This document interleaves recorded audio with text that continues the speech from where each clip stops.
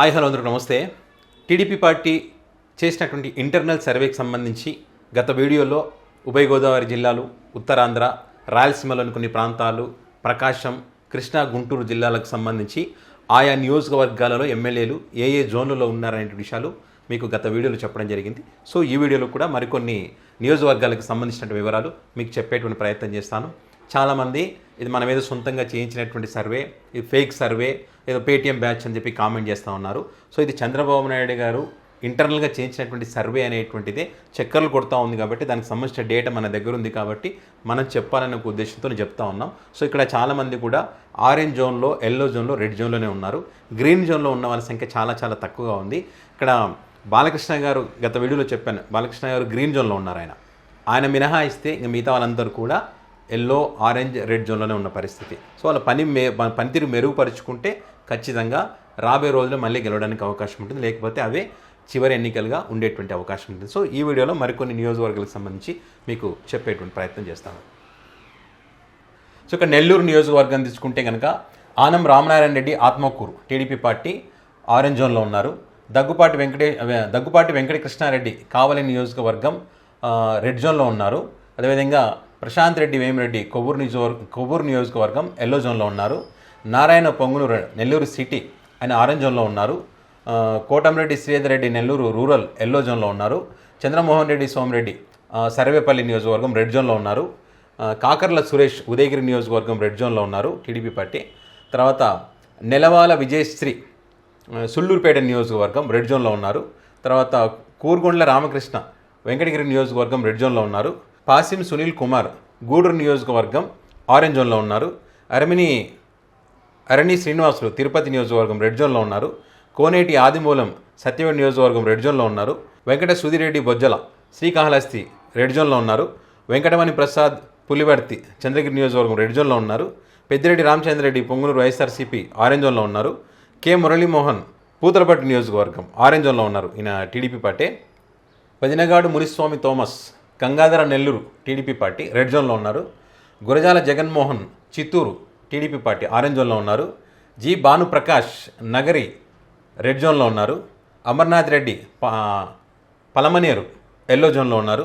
Chandrababu Naidu Nara Kuppam yellow జోన్లో ఉన్నారు. ఎం షహజాన్ బాషా మదనపల్లి నియోజకవర్గం ఆరెంజ్ జోన్లో ఉన్నారు. పెద్దిరెడ్డి ద్వారకనాథ్ రెడ్డి తంబలపల్లి నియోజకవర్గం వైఎస్ఆర్సీపీ ఆరెంజ్ జోన్లో ఉన్నారు.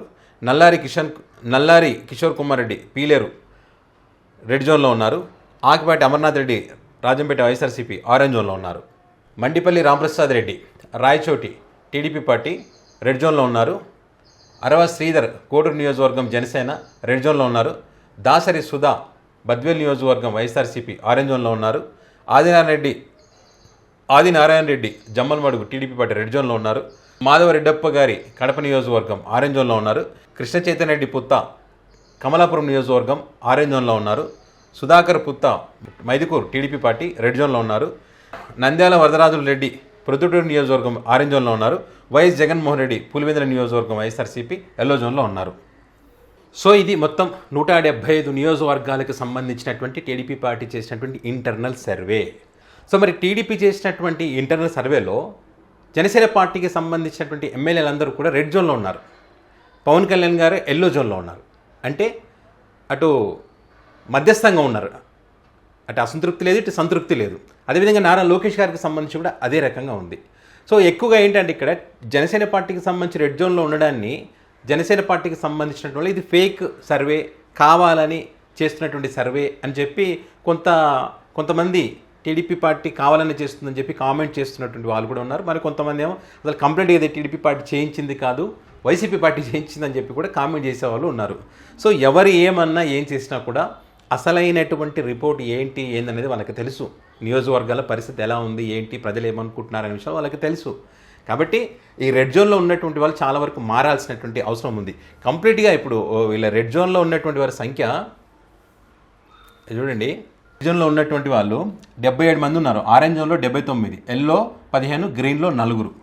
గ్రీన్ జోన్లో 4 ఉన్నారు 175 నియోజకవర్గాలు. సో వీళ్ళు ఇక్కడ మెయిన్గా ఎక్కువగా జనసేన ఉన్నారు, టీడీపీ పార్టీ ఉన్నారు. ఇందులో మొదటిసారి ఎమ్మెల్యేలుగా గెలిచినటువంటి వారి సంఖ్య ఎక్కువగా ఉంది. సో రెడ్ జోన్ అంటే ఇంకా డేంజర్, కష్టం అని అర్థం. ఆరెంజ్ జోన్ అంటే ఇంకా వాళ్ళు కూడా అదే పరిస్థితి. రెడ్ జోన్ కంటే కొంచెం అంతే, ఎల్లో అంటే మధ్యస్థంగా ఉన్నారని, ఇక గ్రీన్ అంటే తిరుగులేదు అని చెప్పి. సో ఈ రకంగా చూస్తే 175 నియోజకవర్గాల్లో ఆరెంజ్ 79, రెడ్ 77, మొత్తం ఇక్కడనే ఉన్నారు కదా. సో చూడాలి, ఇంకా టైం ఉంది కాబట్టి ఎలక్షన్స్కి, ఇప్పుడే ఎలక్షన్స్ లేవు కాబట్టి మరి చూడాలి భవిష్యత్తులో ఏమైనా మారుతుందా లేదా. ఈ 77 రెడ్ జోన్లో ఉన్న 77 మాత్రం కష్టం అనేటువంటి అభిప్రాయాలు ఎక్కువగా ప్రజల నుంచి వినిపిస్తున్నాయి.